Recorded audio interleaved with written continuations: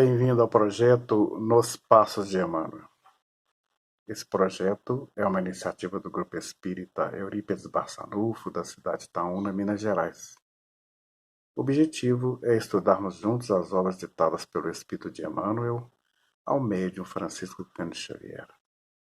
Você que está vindo pela primeira vez e você que já acompanha nossa programação, podem contribuir para a melhoria do projeto, fazendo a sua inscrição, acionando o sino, compartilhando, divulgando a nossa programação e acompanhando-a, fazendo comentários e, naturalmente, refletindo conosco. A lição de hoje é de número 143, com o título Acorda e Ajuda. Vou fazer a lição do texto, depois um breve comentário. Acorda e ajuda. Segue-me e deixa aos mortos o cuidado de enterrar os seus mortos. Jesus, no Evangelho de Mateus, capítulo 8, verso 22. Emmanuel faz o seguinte comentário. Jesus não recomendou ao aprendiz deixasse aos cadáveres o cuidado de enterrar os cadáveres, e sim, confere-se, aos mortos o cuidado de enterrar os mortos. Há, em verdade, grande diferença. O cadáver é carne sem vida, enquanto que um morto é alguém que se ausenta da vida. Há muita gente que perambula nas sombras da morte sem morrer. Trânsfugas da evolução, cerram-se entre paredes da própria mente cristalizados no egoísmo ou na vaidade, negando-se a partilhar a experiência comum. Mergulham-se em sepulcros de ouro, de vício, de amargura e de ilusão. Vitimados pela tentação da riqueza, moram em túmulos de cifrões. Derrotados pelos hábitos perniciosos, encerram-se em grandes sombras. Se prostrados pelo desalento, dormem no pranto da bancarrota moral e, se atormentado pelas mentiras com que envolve a si mesmo, residem sob as lápides dificilmente permeáveis dos enganos fatais. Aprende a partilhar na luta comum. Sai cada dia de ti mesmo e busca sentir a dor do vizinho, a necessidade do próximo, as angústias do teu irmão e ajuda quanto possas. Não te galvanizes na esfera do próprio eu. Desperta e vive com todos, por todos e para todos, porque ninguém respira tão somente para si. Em qualquer parte do universo, somos usufrutuários do esforço e do sacrifício de milhões de existências. Cedamos algo de nós mesmos em favor dos outros, pelo muito que os outros fazem por nós. Recordemos desse modo o ensinamento do Cristo. Se encontrares algum cadáver, dá-lhe a bênção da sepultura, na relação das tuas obras de caridade, mas em se tratando da jornada espiritual, deixa sempre aos mortos o cuidado de enterrar os seus mortos. A lição da grandeza das lições de Emmanuel. E ela trazendo a reflexão de Jesus, que muitas vezes nós temos dificuldade de interpretar, ele vai trazer essa passagem do Evangelho de Mateus. Deixai os mortos o cuidado de enterrar os seus mortos. E Emmanuel vai explicar o que seja morto e o que seja o que Jesus quis dizer com essa passagem. E ele esclarece que há diferença entre mortos e cadáveres, nos mostrando que a morte muitas vezes pode ser um estado de vida. Quando nós mergulhamos nas experiências de nós mesmos, pelo egoísmo, pela vaidade, pelo orgulho, é muito possível que nós caminhemos como mortos pelo esse mundo de vida. Mas ele vai chamar a atenção que o texto de Jesus refere-se a essa questão, a essa condição de estarmos caminhando nesse mundo. E que se fosse o contrário, ele estaria de fato falando daqueles cuja vida esvaiu-se do corpo, tornando-se então ser um cadáver, porque aí já não há mais onde respirar a vida. Mas quando se fala do morto, nós podemos concluir com o raciocínio trabalhado por Emmanuel, que somos todos nós sujeitos a essa condição. Estamos em vida, vivendo experiências de morte.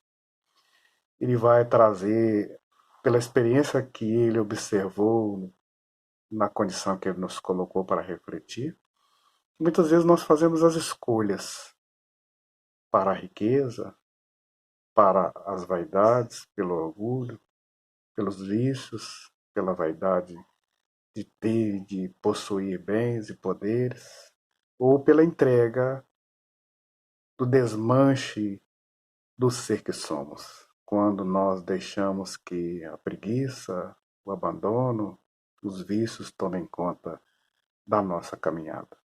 E aí nós estamos parados, porque se nós nos entregamos ao cuidado da riqueza, nós nos isolamos com medo daqueles que passam conosco e perdemos essas riquezas. Se nos entregamos ao vício, ficamos ao abandono, porque aqueles que nos veem pelo caminho envolvidos nessa questão nos deixam a sós com a nossa própria dor. Se nos entregamos ao orgulho, à concupiscência dos nossos desejos pessoais, também aí estaremos entregues ao comodismo, ao desalento, à preguiça e até ao medo.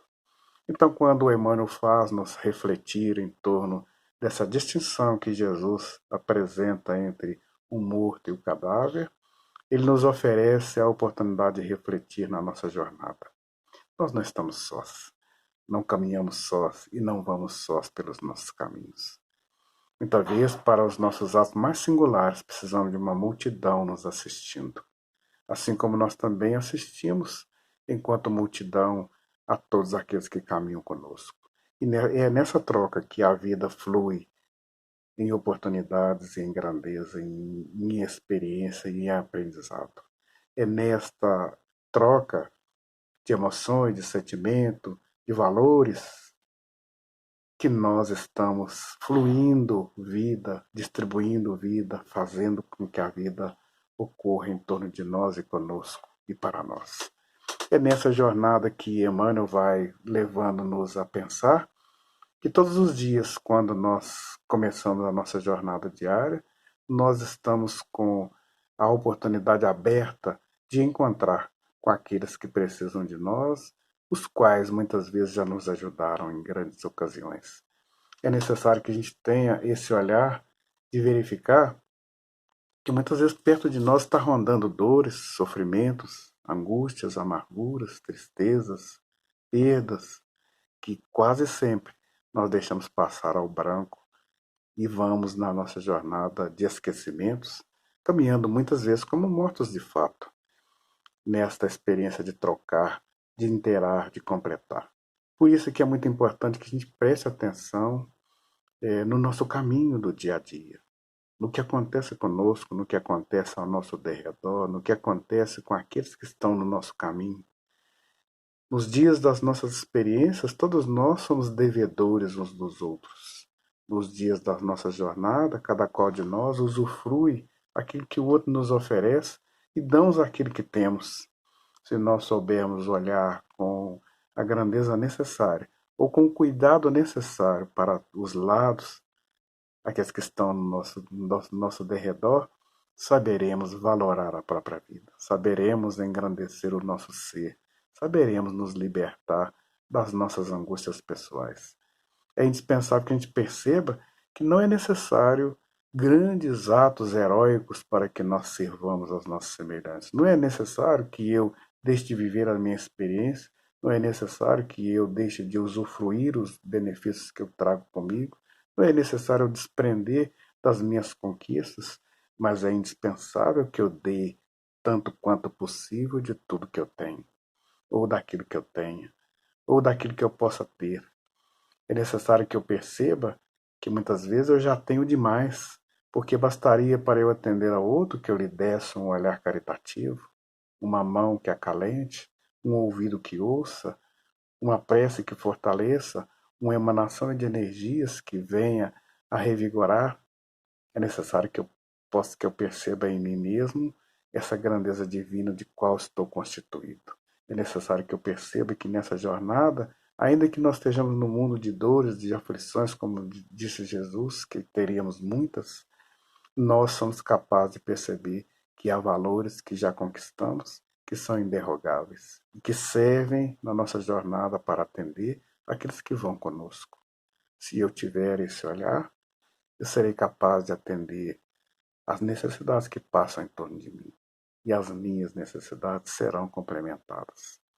É nesse carrão que nós estamos acalentados por uma multidão que não sabemos a quantidade que nos atenderam para chegar onde estamos. Assim como nós também, certamente já fizemos parte de multidões que atenderam outros tantos. Mas que o nosso compromisso agora, conosco mesmo, é também um compromisso para com os outros. Ninguém vai chegar a lugar nenhum sozinhos. Nenhum de nós alcançará a plenitude sem plenificar os outros. Nenhum de nós será atendido nas suas necessidades básicas se não buscarmos atender as dos outros. É por isso que Jesus constituiu como regra de convivência o amor, o perdão, a tolerância e a aceitação das diferenças que nós tenhamos. É por isso que ele disse-nos que nós estaríamos agora sob o amparo da caridade, do amor e da justiça que nos atenda na nossa jornada. É por isso que ele nos disse que o reino dos céus está dentro de nós. E se nós tivermos esse cuidado de perceber o que passa ao nosso derredor, saberemos mais rapidamente exteriorizar esse reino dos céus, que é a felicidade que planifica, que é o amor que flui, que é a justiça que se distribui. Cada um de nós é responsável um pelos outros. Cada um de nós tem para com o outro um compromisso de vida. E vida que Jesus propõe seja em abundância. Muita paz.